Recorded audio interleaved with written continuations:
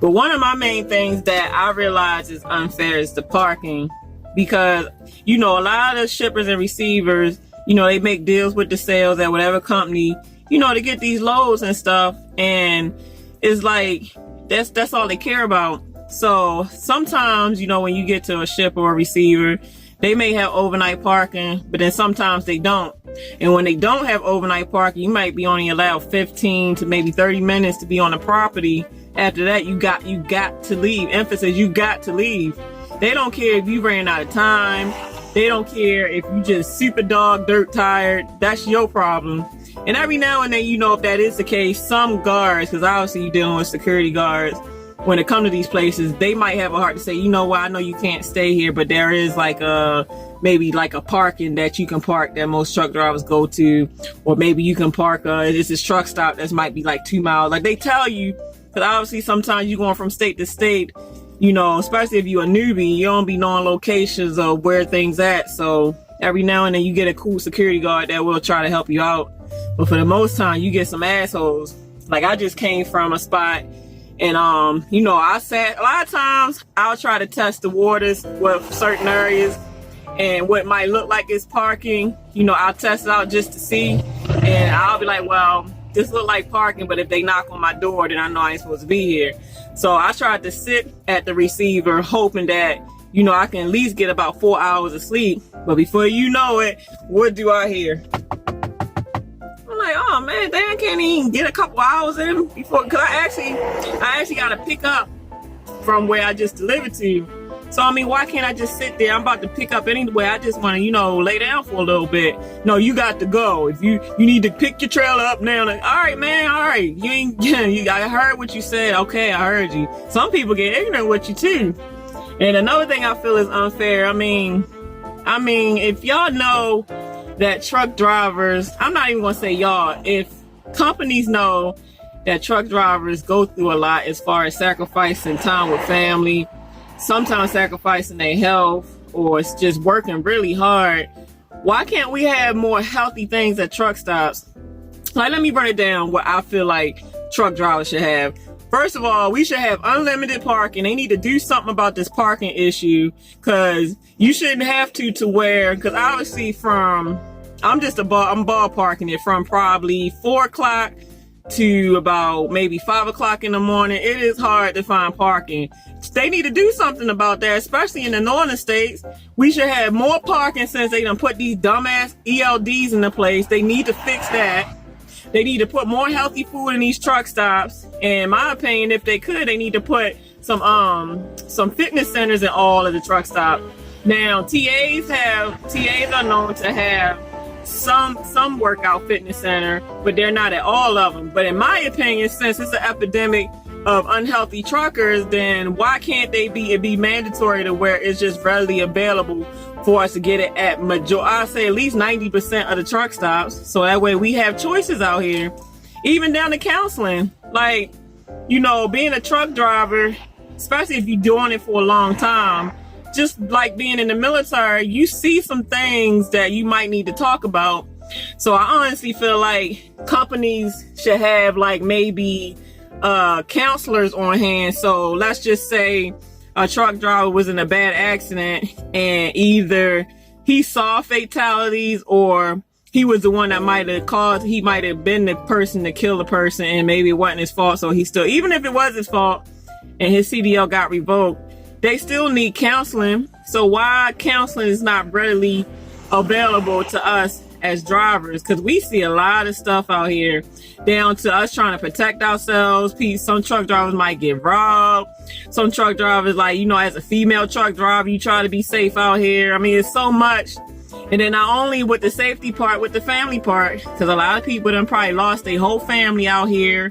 Some people go bankrupt to where they go broke, because a lot of companies really just don't do drivers right, to where it causes drivers to go in the hole or be behind on bills. And because they might be behind on bills, they might have got evicted. I mean, there's so many problems that a truck driver has to go through and deal with.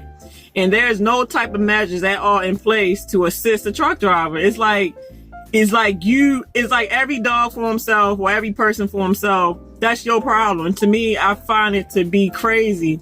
I mean, Grant, some people learn the game to where they make it work for them, but it shouldn't have to be so much, fighting to survive out here. Like, it should be more things, put into place for the dedication and sacrifice that we truck drivers put in out here. And like I said, out of all the things, I truly feel like parking need to be the main problem that's fixed, because how can you for surely be safe out here or do your job, and every day in and day out, you worrying about where you gonna park, even though that's supposed to be included in trip planning. But sometimes, say you pick a truck stop, you don't know for sure if there's depending on what time you shut down. That's why I drive at nights, because majority of the time, and once you get to a truck stop in the morning time, you guarantee to get parking, because most people are daytime drivers to where they starting their day off in the morning. So when you get there, there's always going to be a few spots open for you. That's why I do the night thing for parking, lack of traffic, scales be closed, so it's convenient.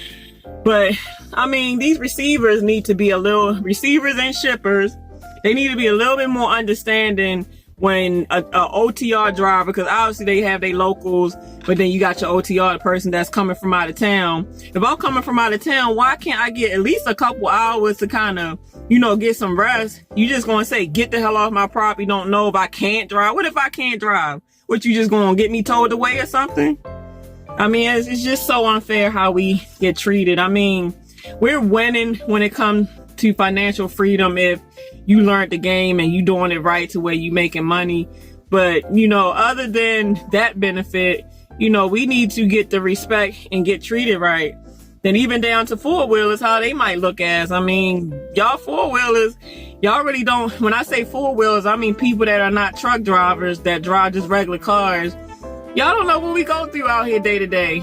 That's exactly why I post my experiences along with other trucker YouTubes post their experiences. So when y'all watching us, y'all can get a little bit more understanding and hopefully some sympathy.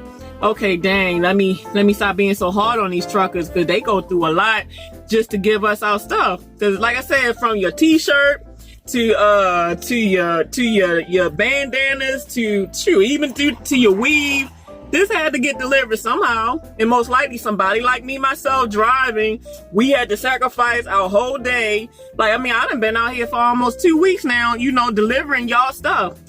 So what kind of appreciation do me, another truck driver, this truck driver, what kind of appreciation do we get? Now, some companies do drivers appreciation, because some companies are family oriented to where they care about their drivers.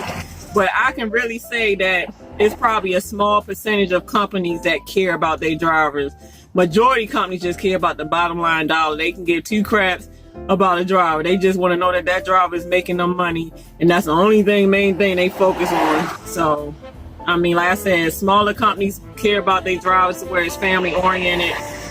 But most big head companies, they just worry about making money.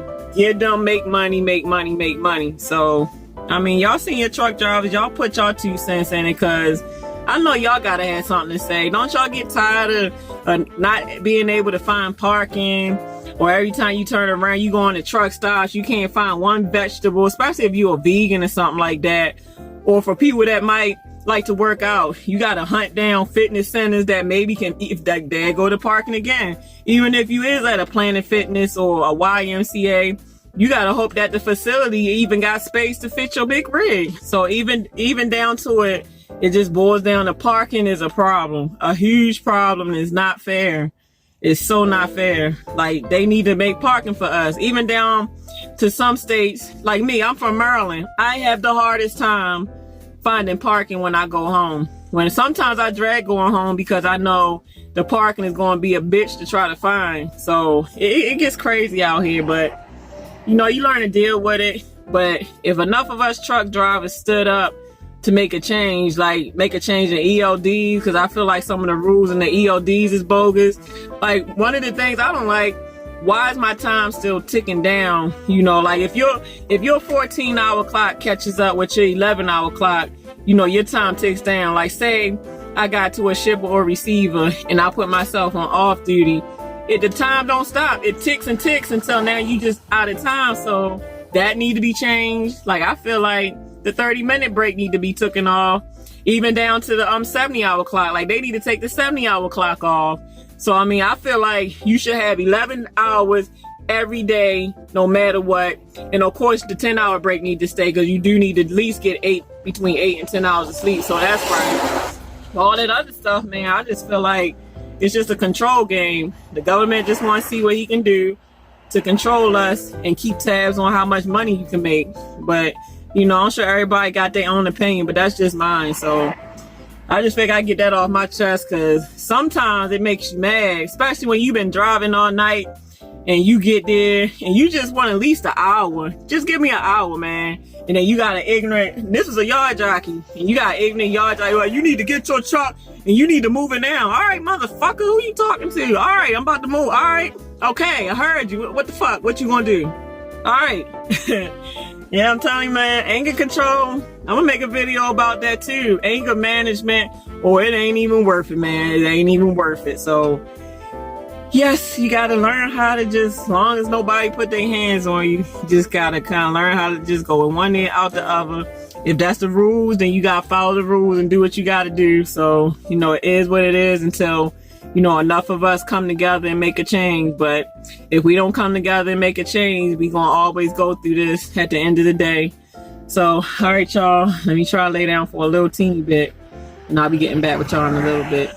So, deuces.